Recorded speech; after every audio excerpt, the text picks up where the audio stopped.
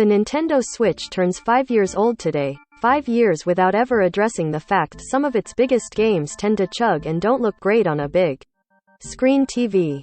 I'm here to tell you that not only does Nintendo have a solution for that, Valve's rival Steam Deck proves beyond a doubt that it would work phenomenally. The rumored Switch Pro makes even more sense now. Let's catch you up real fast. Last March, Bloomberg reported that a new Switch would finally throw power-hungry gamers a bone. It'd come with a new NVIDIA chip and embrace NVIDIA's DLSS deep learning temporal upscaling technology for 4K quality gaming when docked to your big screen TV. While it never materialized, reported lie due to the chip shortage, it got a bunch of brains in gear. We wrote how AI could make the new Nintendo Switch a powerhouse overnight, while Digital Foundry showed a convincing sample of what 720p to 4K DLSS upscaling might look like. But today, we no longer need to guess or theorize, because Valve's Steam Deck handheld includes AMD's answer to DLSS right out of the box, letting you enable it globally across any game. And so far, I've found it's an immediate, must-use feature for instant graphical upgrades whenever I plug the Deck's 3D games into a monitor or TV. You may want to blow up these images for a closer look. This is what Elden Ring looks like on a 1440p monitor plugged into the Steam Deck. Now here's the exact same scene with AMD's Fidelity FX Super Resolution, FSR, turned on, which takes low-resolution frames of your game, runs them through an edge enhancement spatial upscaling algorithm, based on Lanczos, if you're interested, sharpens them, and thus makes them look notably higher resolution. Here, let's crop in and do an image slider, maybe save you some pinching and zooming if you're reading this on a phone. I generally hate to use DLSS and FSR.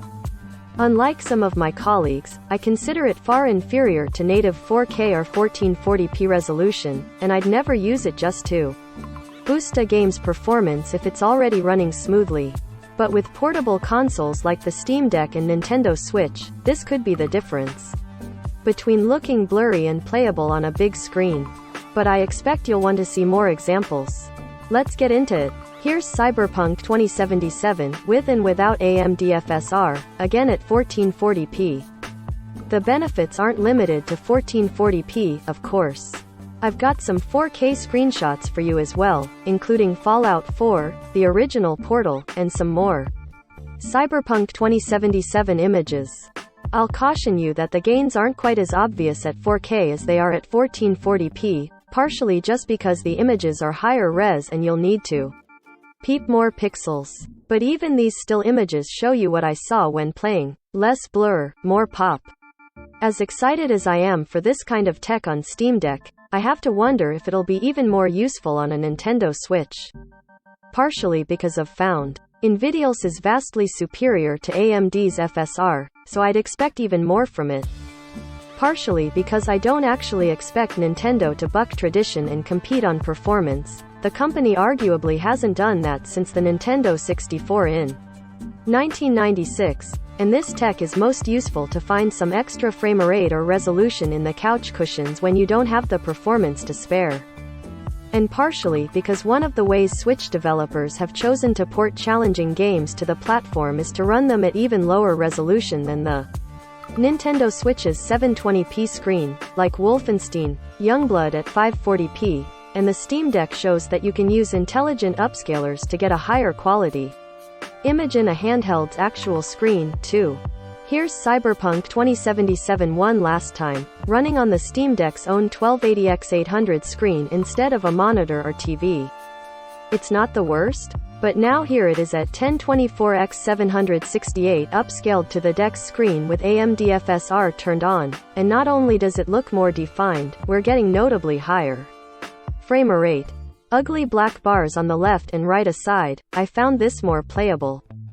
For some game developers, this might be the more attractive use case, particularly since I actually saw a slight performance hit with FSR at 4K. But it's also possible that if NVIDIA actually builds its DLSS powering tensor cores into the next Nintendo Switch chip, they'll be able to handle that load on their It's always possible that Nintendo will forego a Switch Pro entirely, never release a more powerful chip or upscaling technique until it's ready to announce an entirely new console, instead of risking that some people reject the new version the way they rejected the Wii U, and it's likely that most games would still target the original, best-selling Nintendo Switch even if Nintendo were to announce a more powerful version. But I'll stick by my argument last July. Nintendo's decision to announce an OLED Switch instead of a Switch Pro was an incredibly easy decision for the company, one that let it rake in profits instead of fighting for chips in the middle of a shortage, and you shouldn't take it as a signal that the rumored Switch Pro is dead for good. And it's a no-brainer for Nintendo to add the tech. Why let Valve have all the fun? Related. Don't count out the Nintendo Switch Pro. The Switch Pro is real, Bloomberg reports. Don't take Nvidia's word for it, try Nvidia's awesome new image comparison tool instead. Steam Deck review. It's not ready. In this stream, Valve's Steam Deck. All the news about the new gaming handheld. View all 27 stories. Recommended by